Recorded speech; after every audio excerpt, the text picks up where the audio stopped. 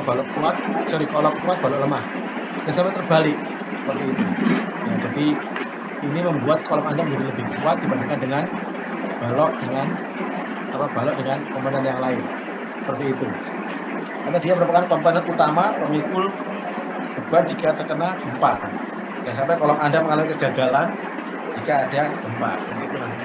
Nah, jenis kolom menurut penampangnya itu ada dua ya, bulat dan persegi. Ya, A itu bulat, B persegi. Kemudian ada lagi C dan D adalah komposit, di mana dalamnya adalah baja yang dilapisi oleh beton. Nah, seperti itu. Jadi istilahnya namanya adalah balok komposit, seperti itu. Jadi inilah bentuk penampangnya. Kemudian ini adalah jenis kolom berdasarkan jenis tulangan sengkang. Anda lihat, jadi ada 3 juga, yaitu kolom menggunakan pengikat sengkang lateral, yaitu poin A.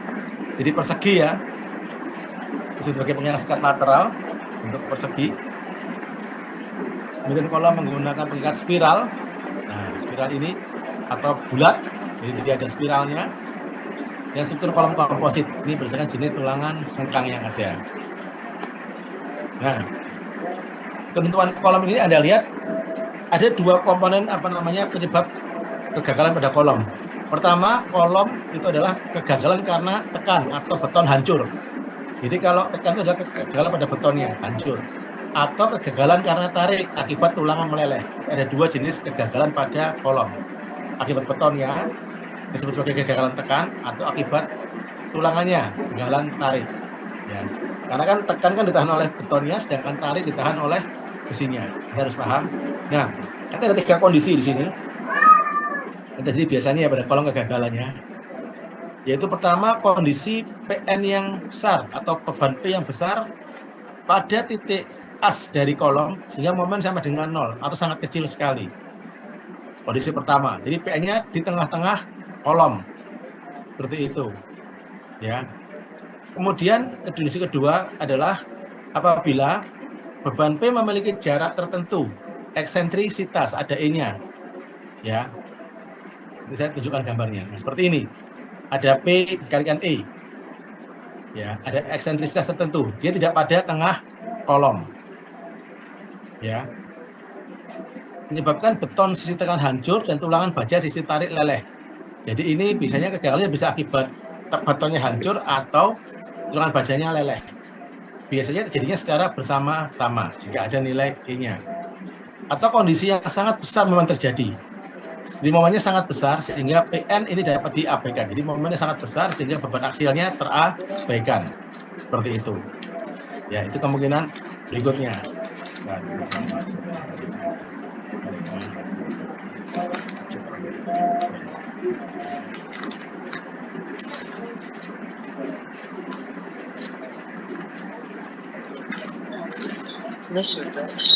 Nah, ingat kegagalan kolom dianggap terjadi apabila regangan beton telah mencapai 0,003. Jadi kemampuan yang maksimal dan ya, atau tegangan tarik baja telah mencapai tegangan leleh. Jadi kolom hancur apabila beton telah mencapai regangan 0,003 atau bajanya telah meleleh mencapai tegangan leleh, yaitu FG. Itu kondisi keruntuhan pada kolom. Jadi Anda lihat tegangan beton itu sangat getas, 0,003, sangat kecil sekali, sehingga apabila dia mengalami perubahan bentuk, dia mudah sekali hancur, seperti itu. Ya. Beda dengan baja yang memiliki regangan yang sangat kuat, regangan baja sangat besar sekali, nilainya 0,02.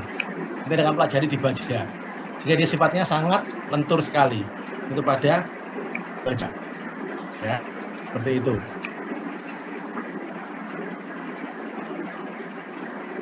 Nah, ini model-model keruntuhan pada kolom, ya, seperti ini. Kita bikin aja, gampang,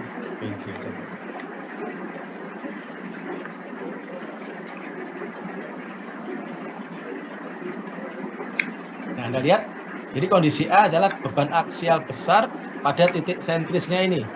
Jadi secara murni kegagalan tekan secara keseluruhan. Kemudian ada nilai eksentrisitas di sini, yang contoh B. Ya, biasanya beban aksialnya besar eksentrisitasnya kecil, sehingga atau E-nya kecil ya, sehingga momennya kecil. Nah, biasanya kalau E-nya kecil, maka kelenturan juga terjadi, cenderungnya adalah pada kondisi tekan, seperti itu. Ya. Kemudian pada kondisi C, E-nya semakin besar. Nah, ada kemungkinan momen ini lebih besar daripada kondisi B. Dia semakin membesar momennya. Nah, ini ada terjadi dua kegagalan. Biasanya kegagalan tekan pada betonnya dan kegagalan leleh.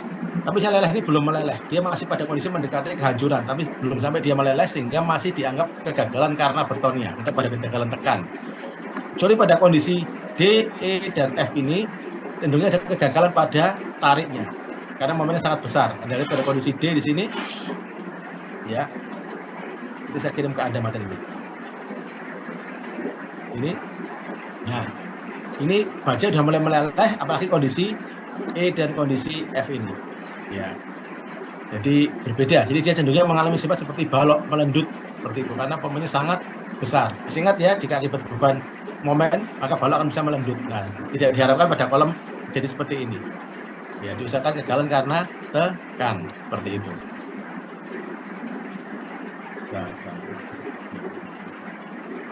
Nah, ini ada beberapa atom dipakai nantinya. Jadi ada kita gambar SNI 2847 2013 ya. Nah, kemudian nanti yang akan kita pelajari nanti adalah ini. Jadi materi kita adalah ada 3 materi utama di kolom, yaitu kolom dengan beban aksial pada kondisi A nanti ya. Kemudian kolom dengan beban eksentris atau kolom dengan beban aksial dan momen. Itu materi kita selanjutnya. Jadi materi kita pada hari adalah beban aksial saja, beban P saja. Kita anggap nilai itu sangat kecil sehingga tidak muncul momen. Teman-teman berikut nanti hari Sabtu malam itu adalah kolom dengan beban eksentris, yaitu adanya nilai E akibat P tadi, maka akan muncul dua beban, yaitu beban aksial P dan beban momen M. Nanti seperti itu materi selanjutnya. Ya, kemudian nanti materi selanjutnya lagi adalah kolom panjang atau langsing. Ya, jadi kita bahas nanti adalah 2 kolom itu. Nah, ada lagi istilah kolom biaksial. Ini artinya apa? Dia bekerja pada kondisi 3 dimensi. Ini kan 2 dimensi, satu arah saja. Biaksial dia adalah pada kondisi 3 dimensi, yaitu pada arah X dan arah Y. Muncul 2 momen pada arah X dan arah Y, seperti itu. Ya.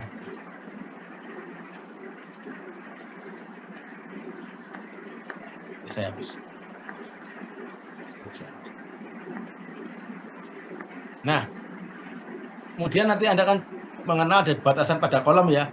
Jadi pada kondisi kolom tadi kolom beban aksial dan beban aksial dengan momen tadi itu bisa kita asumsikan sebagai kolom pendek. Tapi nanti Anda akan mempelajari 2 jenis kolom, yaitu kolom pendek dengan kolom panjang. Pada panduan pada SNI sebelumnya mereka menyebutnya adalah kolom langsing, kolom panjang itu. Jadi Anda membaca buku kolom langsing dengan kolom panjang itu sama. Ya, jadi dia cenderung kecil kolom seperti itu. Nah, menurut SNI dibedakan 2 ya, jadi kolom pendek dan kolom panjang. Kolom pendek adalah kolom yang runtuhnya karena materialnya, yaitu lelehnya baja tulangan atau hancurnya beton. Tidak ada bahaya tekuk, dia tidak akan menekuk. Sedangkan kolom panjang adalah kolom yang runtuh karena tekuk yang besar, dia melendut karena mengalami tekanan, seperti itu. Dan nanti Anda akan belajar juga, nanti ini materi kita selanjutnya nanti di pertemuan terakhir. Pada kolom panjang nanti akan ada istilah kolom bergoyang dan kolom tidak bergoyang. Atau kolom bergoyang tanpa pengaku ya berarti singkatannya, atau unbrace. Sedangkan kolom tidak bergoyang adalah kolom dengan pengaku atau brace. Bedanya di mana? Selama portal Anda itu bangunan biasa, tidak ada seperti dinding geser, tidak ada pengakunya, maka kita sebut sebagai kolom bergoyang. Jadi Anda mendesain bangunan 3 lantai, 4 lantai biasa ya, itu kita sebut sebagai kolom bergoyang. Jadi tidak ada pengaku. Tapi jika Anda sudah mulai menambah shear wall atau dinding geser, atau Anda menambahkan baja yang disilangkan pada suatu struktur ya, seperti nanti kita masih di kolom langsing materinya. Ini tidak apa-apa, saya teruskan dulu. Nah, ini susahnya kalau gambar apa itu, kalau nggak di papan tulis gambar saya jelek. Ini kan ya jelek gambar saya ya, mohon Anda. Masalah gambarnya. Nah, dia ada silang gini, baja disilangkan gini. Nah, ini dia sebagai bracing atau pengaku. Nah, seperti ini berarti kolom itu adalah kolom dengan pengaku brace atau kolom tidak bergoyang. Tapi selama dia tidak ada apa-apanya, maka itu sebagai kolom bergoyang atau kolom tanpa pengaku atau unbrace. Ini kesana larinya. Tapi nanti materi ini nanti udah ada ini. Ya, nanti Anda akan lihat HK itu ada faktor panjang efektif, LU panjang kolom efektif, dan R adalah radius girasi. Kita pelajari pada pertemuan selanjutnya. Nah, ini kondisi yang jadi pada kolom panjang atau kolom langsing. Ya, akan terjadi namanya defleksi secara lateral. Namanya delta. Ini Anda lihat. Jadi kalau kita langsing. Nah, ini. Hal ini akan mengakibatkan munculnya momen tambahan, yaitu beban aksial kolom P dikalikan dengan defleksi lateral delta ini. Nah, ini. Momen sekunder atau momen tambahan akan muncul. Jadi hitungan Anda, maka Anda perlu menambahkan momen sekunder. Jadi momen yang bekerja, momen ini bekerja, ditambahkan momen sekunder. Jika kolom Anda kolom langsing atau kolom panjang. Nah, jika Anda menggunakan aplikasi SAP 2000, ini sudah ada menu ini, sudah tersedia menu ini. Jadi waktu Anda menghitung ada pertanyaan include P delta. Nah, kalau kamu disarankan dihilangkan, jangan dicentang, karena lebih baik dihitung secara manual. Itu lebih baik. Ya, ini tidak kita masukkan, kita secara manual. Tapi di SAP sudah ada menu untuk menambah P delta seperti ini, untuk menambah efek kolom sekunder akibat pergoyangan. Tapi kalau Anda masukkan, Anda akan mendapatkan momen realnya akibat pergoyangan. Karena Anda kan perlu mengontrol juga nantinya, jika Anda mendesain bangunan ya, perlu mengontrol terhadap pergerakan akibat gempa.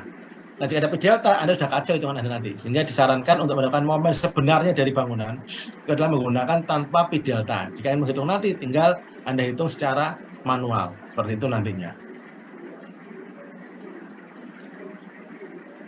Nah, kita masuk materinya. Kolom dengan beban aksial nantinya. Nanti hari ini Anda harus buka buku ya. Buka buku. Anda pasti punya ini ya. Ini kan? Nanti ini. Anda punya buku ini ya. Ada ya. Nanti kita ambil dari sana nantinya. Nah, tintang hujan hari ini, terus lumayan. Nah, kolom dengan beban aksial. Jadi kapasitas beban pada beton itu diperoleh dengan adanya dua kontribusi, yaitu kontribusi kekuatan beton dan kontribusi kekuatan baja tulangan. Anda lihat, ini, jadi ada kontribusi beton adalah AG minus AST 0,85 FJ aksen, dan baja tulangan AST per FY. Sehingga Anda bisa lihat kapasitas beban sentris maksimum itu adalah kombinasi dari beton dan baja. Nah, ini adalah akibat beton, ini adalah akibat dari bajanya. Dia kombinasi betonnya dan baja. Ini FJ kan beton, FJ-nya adalah baja, seperti itu. Ya. Nah, asumsi dari kolom dengan beban aksial adalah tidak ada momen. Ya, dengan asumsi beban eksentrisitas sama dengan 0. Tapi sangat sulit terjadi dalam kondisi real atau aktualnya. Mengapa? Anda nggak mungkin mendesain kolom 40-40 di lapangan tepat ukurannya 40-40. Pasti 40,41 dimensinya, 40 cm-nya. Karena susah, karena dikerjakan secara manual. Cetakan pun tidak bisa presisi karena bukan baja juga. Jadi ada perbedaan ukuran. Ya, kadang-kadang penempatan dari balok penandaan precast juga tidak sesuai pada titik beratnya, sehingga biasanya akan muncul nilai E. Sehingga disarankan jika kolom bersangka, kita juga boleh menggunakan nilai E minimum yaitu 0,1 H. Untuk mengasumsikan jika ada tambahan beban momen, itu boleh. Tapi pada kolom beban aksial ini kita asumsikan dia sama dengan 0, seperti itu. Ya. Nah, ini. Jadi persyaratan SNI 2847 2013. Lihat di sini. Jadi faktor reduksi kekuatannya, kita lihat untuk kolom persegi 0,65, untuk kolom spiral itu 0,75. Kemudian Anda lihat dibatasi penggunaan tulangan adalah namanya AS Anda yang boleh dipasang pada kolom adalah 1% sampai dengan 8%. Berarti yang boleh Anda hitung adalah 0,01 AG atau 1%. Tidak boleh kurang dari 1% dan tidak boleh lebih dari 8%. Mirip dengan Anda menghitung pelat beton atau balok beton. Kebutuhan tulangan Anda harus lebih besar dari rho min dan lebih kecil dari rho max. Masih ingat ya, rho min dengan rho max pada beton. Tapi ada kolom dia beda menggunakan. Ini kalau apa ya, kalau pelat dengan balok ya, rho min, rho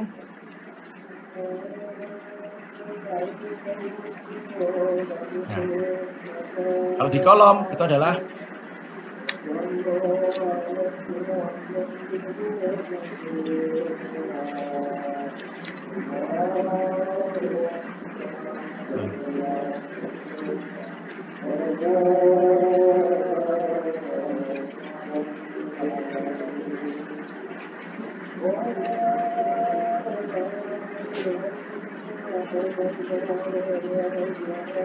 nah ini. Jadi kalau ada waktu belajar di pelat dengan balok, Anda kan mencari row yang digunakan adalah harus lebih besar dari row min, lebih kecil dari row max. Ingat ya, jika tulangan Anda row-nya lebih kecil dari row min, maka Anda harus menggunakan row minimum. Tapi jika lebih besar dari row maksimum, Anda harus mendesain ulang. Tapi pada kolom itu beda. Dia langsung dibatasi oleh persyaratan. Tidak boleh kurang dari 1% dan tidak boleh lebih dari 8%. Itu bedanya. Ya. Jadi Anda lihat start saya dulu sebentar ya.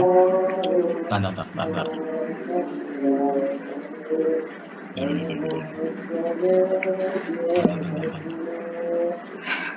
Kacau.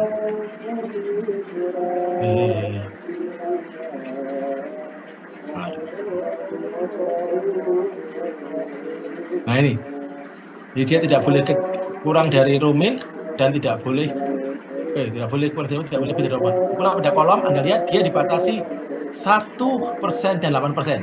Jika hitungan Anda ketemunya 0,5%, setengah persen, maka Anda gunakan 1%. Jadi minimum 1%. Tidak boleh kurang 1%. Tapi kalau lebih dari 8%, harus Anda hitung ulang. Tapi disarankan menurut SNI itu adalah maksimum 4%. Ini saran, bukan batasan, tapi saran. Mengapa? Jika Anda menghitung tulangan Anda lebih dari 4%, sekitar 5% butuhnya, maka kolom Anda akan penuh sekali dengan tulangan. Akan sulit pelaksanaan pengecoran di lapangan dengan banyak tulangan yang arahnya di kolom tadi itu. Kerikil tidak akan bisa keluar dan akan saling tabrakan antara tulangan kolom dengan tulangan balok. Sehingga disarankan kalau bisa, pemasangan itu maksimumnya 4% saja. Itu saran pemasangan atau kesulitan di lapangan. Tapi batasan resminya kolom itu adalah 1% hingga 8%. Itu batasan penulangan kolom. Nah, sebentar ya. Sebentar aja. Nah, saya izin dulu. Ada rapat dengan Pak RT, tapi saya izin ngajar Anda, saya tidak mencari alasan untuk menghindari rapat RT. Bentar ya, kita izin dulu ke apa? Bentar. Mohon izin.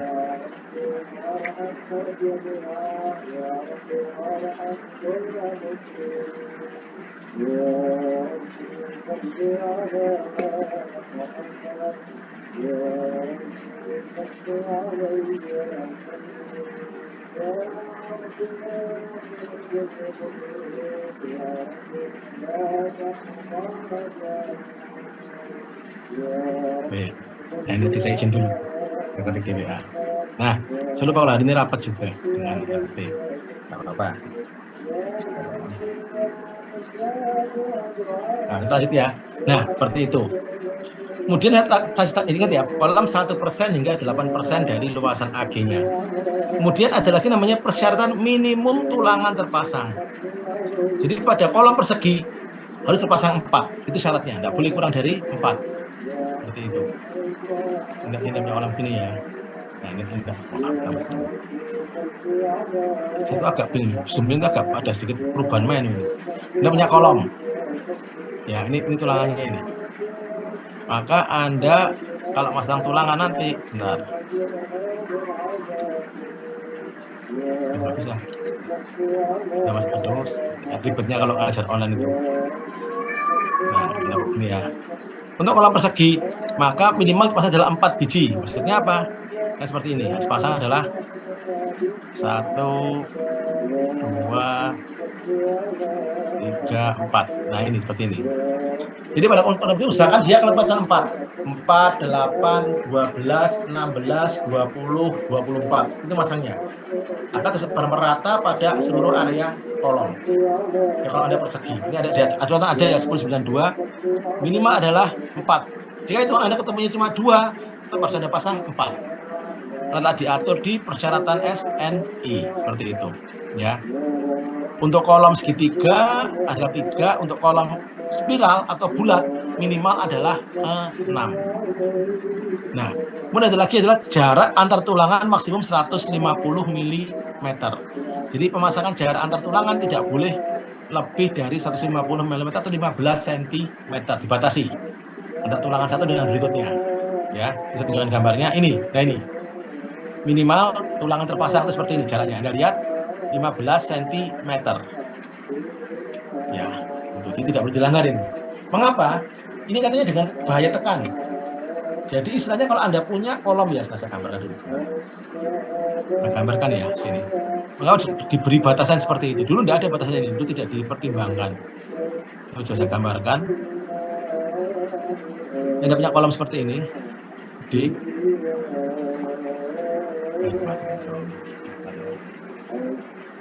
Anda punya kolom ini ya.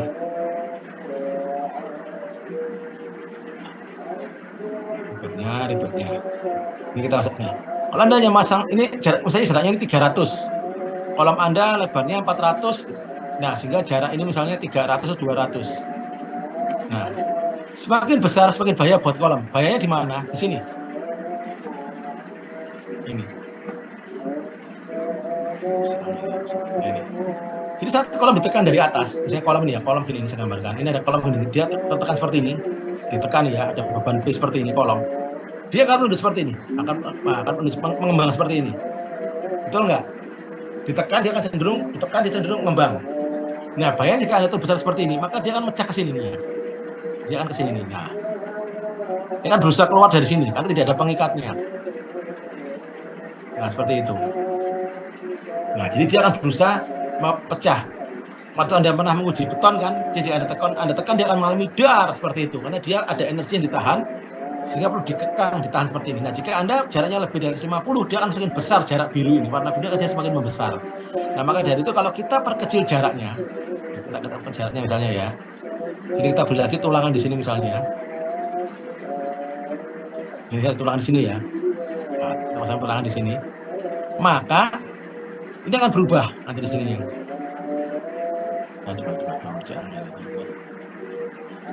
Mana gambar ini dia kan kecil segini. Nah perhatikan, semakin banyak tulangnya dia semakin terkekang, namanya pengekaman.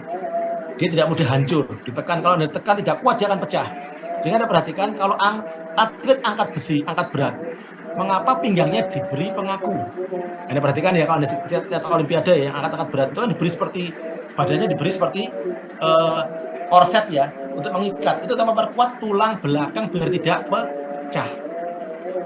Nah, Anda lihat petinju, tangannya selalu dibebat dengan kain, tangannya, lengannya ini di persendian, supaya juga tidak pecah. Atau dia menghantam, dia mengalami tekanan, tekanannya berbalik, kalau nggak kuat ditahan, dia akan pecah. Mirip beton. Ditekan, nggak ada penahannya, pecah. Nah, dengan cara tadi itu menghindari terjadinya pecah seperti kejadian di sini nih. Nah, namanya pengekangan. Ya, ini semakin kecil. Jadi kita perkecil jaraknya itu. Ya, jadi dibatasi dengan jarak 15 cm sesuai dengan aturan. Jangan ada pasang jaraknya 20 cm, jangan dikasih 4 ini, jangan. Usahakan dia terpasang seperti ini. Khususnya jika Anda menggunakan bangunan tinggi, bangunan 12 lantai, 16 lantai, terutama pada kolom bagian bawah. Anda bayangkan tekanannya pada kolom bagian bawah, Anda punya bangunan 12 lantai. Besar sekali kan tekanannya. Nah, seperti itu bisa pecah kalau tidak Anda pasang tulangan dengan pas, seperti itu. Ya, itulah pentingnya mengapa ada jarak 150 mm seperti itu. Nah, di sini ya, tadi ini ya. Kemudian tulangan pengikat. Nah, ini Anda lihat untuk kolom tidak boleh menggunakan tulangan polos. Harus paling menggunakan tulangan ulir minimal diameter 10 untuk panjang tulangan utamanya diameter 32.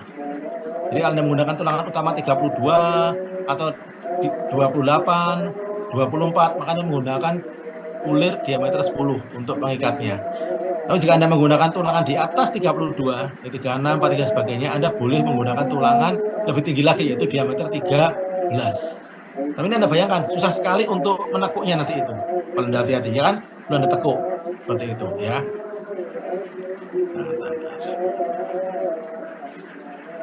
Ngajar online itu bikin ngantuk ternyata ya, enak ngajar offline, tapi tidak mungkin waktunya sekarang ini. Nah, meredam saya ini.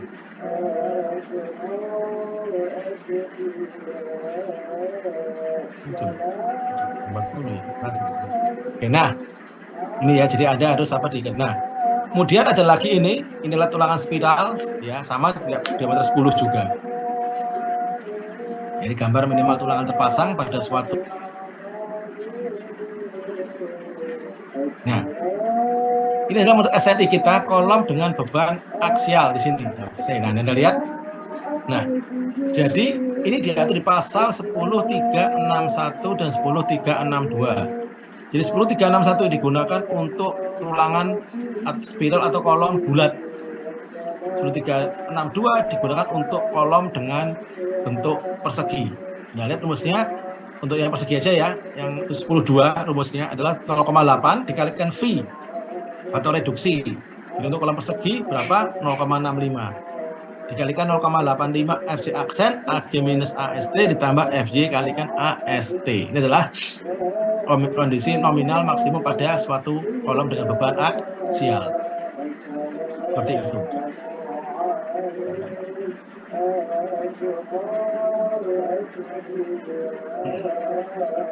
Nah,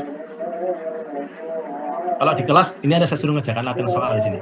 Nah, di buku Anda pada bab 7 itu ada 4 latihan soal, ya, yaitu contoh 71, 72, 73, 74.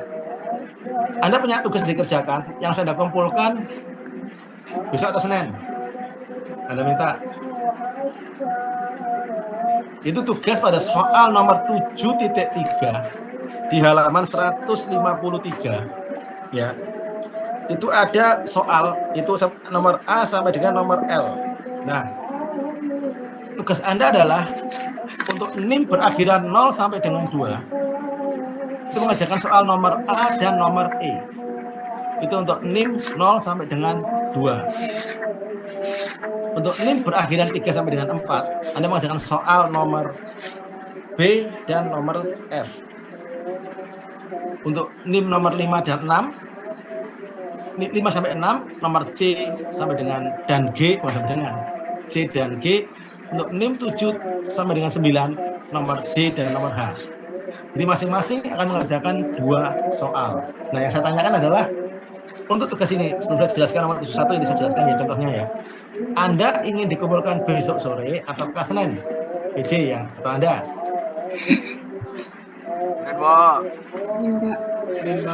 Senin ya, oke. Senin sore ya, pertanyaan baca saya ya. Kumpulkan melalui PJ, jangan melalui masing-masing nanti hilang. Ya, PJ kelas A dengan PJ kelas D masing-masing jangan digabung. Pasang sendiri, pasti sendiri. Dengan aja. Ya, ada 2, masing-masing 2 soal ingat ya. Satu nomor jangan dipisah lembarannya, jadi satu lembar kertas saja, jangan soal nomor A sendiri, nomor E sendiri, jangan hilang kertas Anda. Itu satu tugas soalnya, tugas 3. Nah, oke ya, itu tugas Anda. Padahal kita ketemu lagi Sabtu, nanti ada tugas lagi Sabtu nanti. Jadi dikumpulkan hari Selasa atau Rabunya. Terus hari apa? Ada soal lagi nanti sebelum UAS. Nggak apa-apa, teman-teman liburan ya. Gampang nah. Rasanya begitu guys. Nah, karena Anda kan punya buku, jadi kan Anda pasti punya buku karena pasti Pak Yogi meminta Anda memiliki buku. Nah, contoh soal nomor 1 ini mudah. 1 ya, Anda lihat. Anda diminta menentukan kuat tekan PU dari sebuah penampang kolom bujur sangkar dengan sisi 300 mili. Jadi apanya? Diameternya dimensinya 300 mili. Yang memiliki tulangan 4D29 dengan sengkang persegi diameter 10 300, mutu beton dan mutu baja ditentukan. Nah, Anda lihat, Anda sudah punya persamaan, ya, sudah punya daftar. Anda tinggal masukkan ke persamaan 7.6 pada halaman 149. Anda lihat, Anda bisa masukkan nilai V-nya pada kolom 0,65, 0,8, 0,85 SI aksen. AG-nya Anda punya, ya kan? 300 kali 300, paham soal ini ya? AST-nya Anda punya, F-nya Anda punya, sehingga dapatkan nilainya. Nah, di sini Anda lihat berapa persen tulangan Anda terpasang. Nah, ini Anda tentukan bagaimana? Dengan cara menghitung nilai luasan tulangan yang terpasang 4D29 dibagi dengan luasan kolom pada nomor 2, 717.1, langkah kedua. Tahu caranya ya? PG sama dengan 2.640 dibagi dengan 90.000. Itu dari mana? Dari sini. Anda cek dulu, A diameter 29 itu berapa? Luas A-nya, A D29.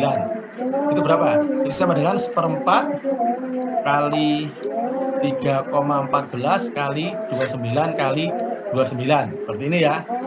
Luasan dari AD.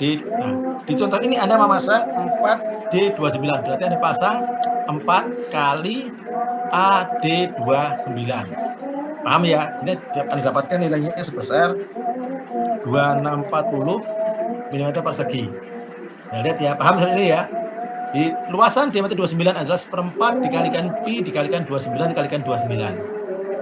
Dipasang 4 ulangan berarti 4 kali A diameter 29 sama dengan 4 dikalikan 1/4 pi 29 kali 29 sama dengan 2640.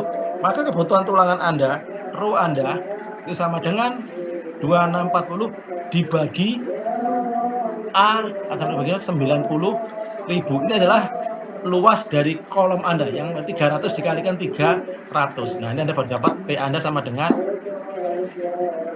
2,93%. Nah, ini masih memenuhi persyaratan antara 1 sampai dengan 8%. Berarti masih aman seperti itu. Ya. Memenuhi. Jadi Anda lihat langkah-langkahnya mudah kan? Langkah ketiga Anda lihat itu hanya mengontrol jarak sengkangnya. Nanti di sini dipasang sengkang Anda dipasang dengan jarak 300 mili. Sengkang persegi D10 300. Misalnya Anda kontrol, cek persyaratan SNI di awal ada di buku tadi 48 kali diameter sengkang, 48 kali 10 480. Oh, dia lebih kecil aman. 16 kali diameter tulangan memanjang. Berapa memanjangnya tulangannya? 29. Berarti 4 kali 16 kali 29, 464 aman. Dimensi penampal terkecil kolom 300 sama dengan jaraknya 300 berarti aman. Berarti secara perencanaan kolom ini telah memenuhi persyaratan nomor 1. Seperti itu, nggak susah. Ya. Kalau di papan tulis saya jelaskan di papan tulis. Cuma ribetnya kita nggak di papan tulis. Jadi saya baca di sini. Ya. Nah, berikutnya adalah nomor 72. Sebentar ya.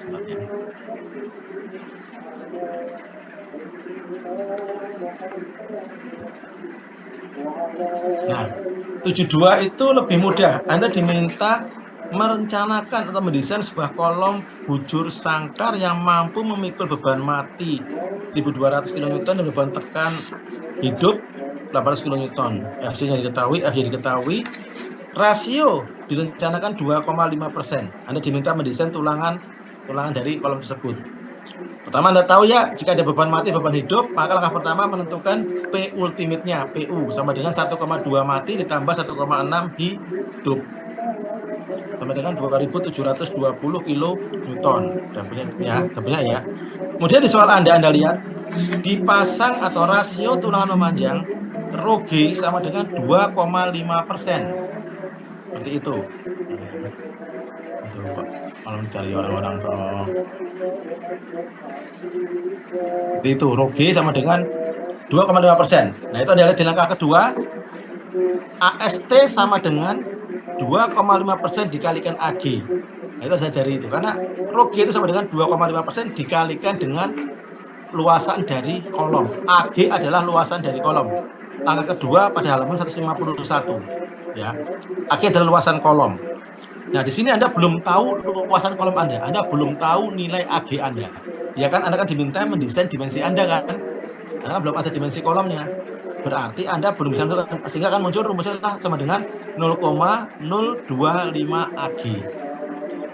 Ini Anda masukkan ke rumus VPN sama dengan V 0,85 FC aksen AG ditambah AST AFY minus 0,85 FC aksen. VPN-nya ada. VPN ini 2720 kali 10⁻³ sama dengan nilai PU VPN. V-nya 0,65. Betul ya, kolom persegi. 0,8, 0,85, FC aksennya 30. Nah, Anda lihat AG-nya kosong. Masih tulisnya AG. Nah, kita mencari AG-nya ini ceritanya. Ditambah 0,025 AG dikalikan ini. Nanti Anda akan mendapatkan persamaan yang bisa Anda hitung bahwa AG sama dengan 150.039 mm persegi. Nah, itu. Nah, Anda lihat ya, AG kan sama dengan B dikalikan H kan, betul nggak? Dimensi kolom kan B kali H, ya kan? Masih ingat ya? AG itu sama dengan ini, B kali H, yaitu lebar kalikan panjang kolom. Tapi di sini kan diketahui bahwa kolom ada kan kolom persegi, berarti apa? Panjang dengan lebarnya sama enggak? Sama pasti kan? 300, 400, 400 dan sebagainya. Maka B sama dengan H. Maka nanti bisa disebutkan bahwa AG sama dengan B kali B sama dengan B apa ya? Saya nggak bisa buat kuadrat ya. Ini ya B kuadrat ya, seperti ini ya. Seperti itu. Sehingga nanti Anda lihat di sini Anda tahu bahwa AG sama dengan ini, maka bisa Anda mencari kolom dimensinya. Maka tinggal Anda akarkan saja. Jadi saya menggunakan akar 150.039 sama dengan 387,35 mm. Nah, itu adalah dimensi minimal kolom Anda yang diizinkan. Maka di sini Anda lihat, Anda dapatnya 387,35 di contoh buku Anda. Maka Anda pilih ukurannya harus lebih besar. Berarti Anda ambil ukuran 400 kali 400 mm. Jadi kalau Anda ukurannya 40 cm kali 40 cm. Karena minimalnya 387,35 seperti itu. Nah, nanti di sini Anda lihat, Anda perhatikan ya, ada perubahan dimensi kolom, maka harus mengecek kembali nilai AST Anda. Karena di awal kan ditentukan 2,5%. Nah, kan Anda cek lagi berapa nilai AST-nya. Nah, Anda masukkan kembali ke rumus yang awal tadi, yaitu VPN sama dengan V 0,85 FC aksen AG ditambah AS FY minus 0,85 FC aksen. Maka Anda lihat ya, VPN-nya sama, 2720 kali 10 pangkat 3, V-nya 0,65, 0,8, 0,85, mutu beton 30. Nah, sekarang AG-nya sudah ada. AG-nya nggak lagi AG, tapi AG adalah 400 dikalikan 400 atau B dikalikan H. Panjang kan lebarnya kan, dimensinya kan 400 kali 400 kan, berarti 400 kali 400 ditambah AST. Nanti Anda belum dapatkan AST-nya sama dengan 400, ini mutu beton, mutu bajanya 400 dikurangi 0,85 FC aksen.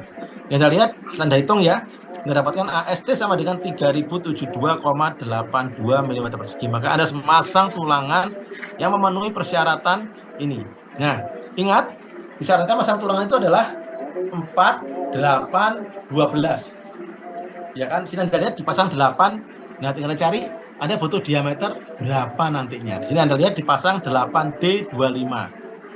Bagaimana menghitung luasannya 8D25? Tinggal Anda kalikan saja. Diameter 25 luasannya seperempat pi 25 kali 25 dikalikan 8. Dapatkan 3920 mm persegi. Ya. Nah, itu tulangannya dipasang 8D25. Kemudian bagaimana sengkangnya? Nah, Anda lihat. Pasang ini didesain menggunakan sengkang, karena ingat ya, tulangannya di bawah 32. Ingat persyaratan di sini tadi.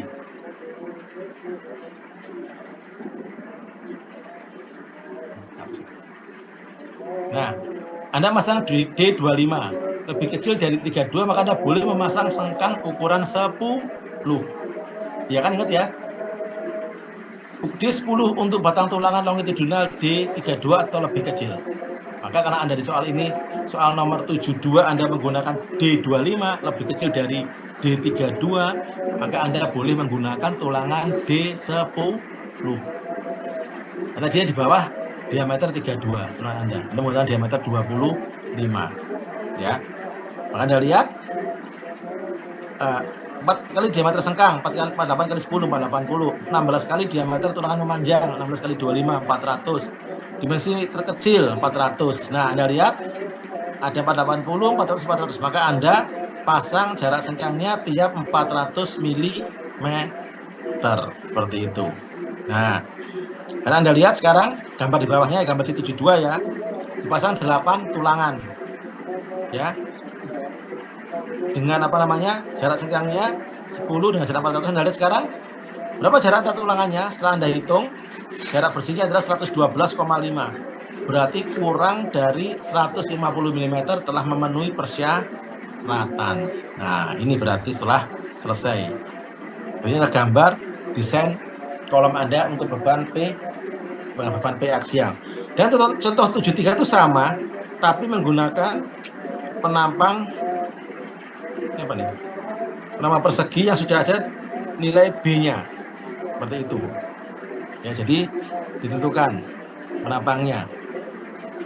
Ya, seperti itu. Jadi ditentukan penampangnya memiliki B 350 mm. Anda lihat ya seperti itu ya. Hampir sama, cuma nanti dimensi kolom Anda tidak lagi 400-400, tapi karena ditentukan 350, maka dimensi Anda menjadi 350 kali 450 untuk soal contoh titik 3. Bedanya di mana 72 dengan 73 adalah beda pada dimensi kolom saja.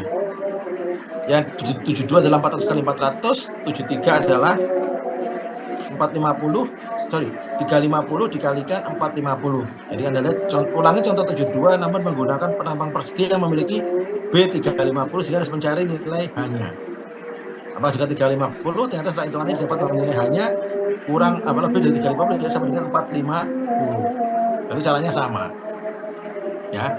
Dengan contoh soal nomor 4 itu hampir sama dengan contoh soal nomor 72, yaitu dengan menggunakan penampang lingkaran atau sengkang spiral. Ya, sama kan caranya, tapi menggunakan rumus dari tulangan yang spiral. Itu bedanya. Nah, itulah materi kita untuk beban aksial. Nah, pertemuan selanjutnya nanti hari Sabtu insya Allah ya, bisa infokan. Itu adalah nanti kita masuk pada ini, bab 8, yaitu kombinasi beban aksial dan momen lentur. Ya, nanti bisa agak panjang karena di sini Anda akan belajar namanya tipe keruntuhan pada kolom, karena adanya momen nanti itu. Bisa keruntuhan seimbang, tapi tidak mungkin terjadi. Karena tidak mungkin membuat bentuk seimbang antara runtuh tekan dan runtuh tarik. Tidak akan bisa terjadi. Sehingga kita pada pelajari apa itu runtuh seimbang, ataukah dia mengalami keruntuhan tarik, ataukah dia mengalami keruntuhan tekan. Itu aja di bab 8 saya jelaskan pertemuan selanjutnya pada hari Sabtu. Nanti kita selesai, kita akan masuk pada perhitungan kolom panjang atau kolom langsing. Nanti di sini nanti Anda akan belajar namanya diagram PM. Ya, diagram PM itu ada pada materi ini, pada materi pertemuan selanjutnya. Pada materi beban aksial dan momen lentur. Nanti larinya ke sana. Oke, silakan ada pertanyaan. Nanti tolong PJ ingatkan kelas PJ-nya ya, kelas A dengan kelas D, tolong ingatkan PJ C dan B. Kalau salah C itu Andreas ya. Kalian menyampaikan mereka punya ini Zoom Pro yang bisa lebih 500 anak. Kalian sudah tinggal menentukan harinya aja. Nanti tolong sampaikan saya WA dari Sabtu. Diminta untuk membuat link Zoom-nya. Ya, jam 7 malam. Nggak usah apel dulu minggu ini ya, apelnya beton aja ya, apelnya yang diapeli cowoknya, saya diapeli cowok, nanti bilang aja kuliah bareng beton. Yang cowok ngapel ya bawa laptop, apel belajar beton. Nah itu biar sekali-sekali belajar beton, ngitung, biar dia pusing sekalian pacarnya, bantu ngitung, ya. Yang apel lo ya, yang sendiri-sendiri ya enggak apa-apa dengan teman-teman bersama. Iya Pak. Jomblo-jomblo sambil nonton sepak bola atau apa, ditemani beton, ya. Karena kita ngajar ini. Karena saya Rabu harus ke Medan, nanti mepet waktunya, mendekati ujian. Rabu, Kamis, Jumat. Ya silakan Fabian, jangan ditanyakan. Pak, mohon maaf Pak, izin tadi terlambat Pak, soalnya ini tadi jaringannya jelek Pak, kepental terus Pak, gara-gara hujan Pak. Ya, nggak apa-apa. Nanti gini aja, salsa atau siapa? Kalau kelas saya kelas ini, kelas A. Kalau kelas D siapa izinnya? Izinnya kelas D itu Visi saya, Pak. Oh iya, Faisa ya, Faisa sorry.